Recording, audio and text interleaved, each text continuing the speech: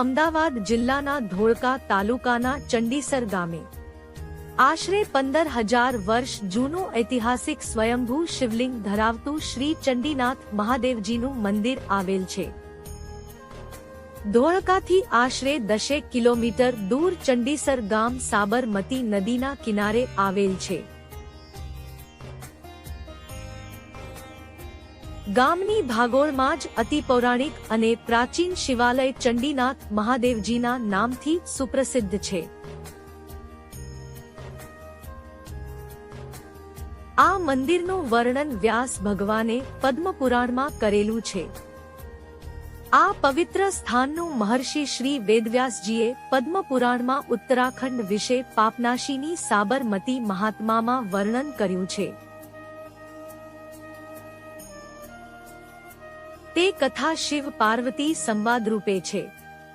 સદાશિવ ભગવાન અને તેના પાવન કિનારે આવેલા મારા સ્થાનની કથા કહું છું, જેમાં એક વખત કશ્યપ મુનિ નૈમિસારણ્યમાં આવી પહોંચ્યા હતા.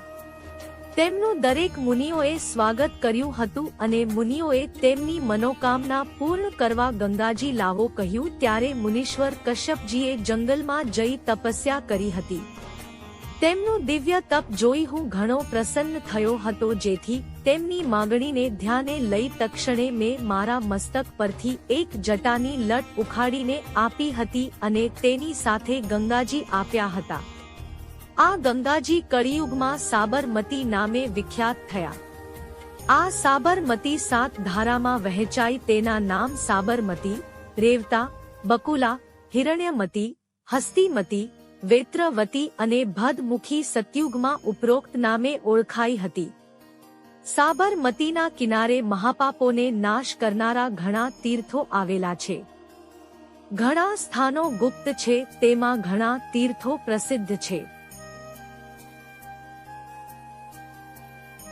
જેમાંનું સાબરમતી તટે નજીકમાં ચંડેશ્વર ચંડીનાથનું શિવલિંગ છે.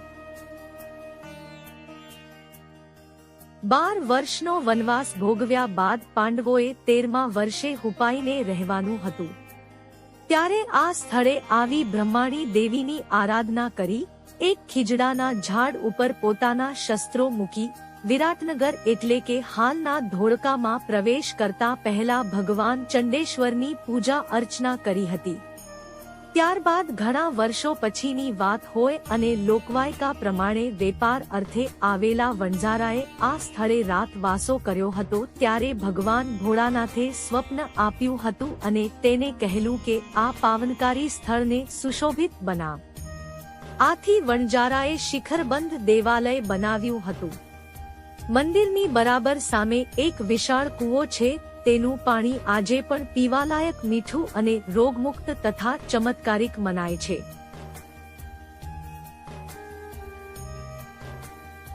આ દેવાલયનો જીર્ણોદ્ધાર ઘણી વખત થઈ ચૂક્યો છે. વિક્રમ સંવત 1100, 1400, 1600, 1800 માં પણ થયેલો એવા થોડા લેખ શિલાલેખ મળી આવે છે. આ તીર્થેશ્વર ચંડીનાથ મહાદેવજીના મંદિરે અખંડ દીપક સેંકડો વર્ષોથી ચાલુ જ છે. તેની પણ સેવા પૂજા વિધિ પૂર્વક થાય છે. ભાદ્રવા મહિનાની જળ ઝીલના 11સે અહીં આગવું મહત્વ હોવાથી અહીં મેળો ભરાય છે. આ મંદિરની ખાસ વિશેષતા જોવા મળે છે કે અહીં હનુમાનજી મહારાજ તથા ભગવાન ગણેશજીની અતિ પ્રાચીન મૂર્તિ જોડે જોડે છે. અન્ય મંદિરોની જેમ સામસામે નથી. આમ પાંડવોના સમયકાળ પૂર્વેનું આ સ્વયંભૂ શિવાલય જે સતયુગમાં ચંડેશ્વર અને હાલ ચંડીનાથ મહાદેવજીના નામથી સુપ્રસિદ્ધ મહાદેવજીના નામ ઉપરથી ચંડીસર ગામનું નામ પડ્યું હોવાનું મનાય છે.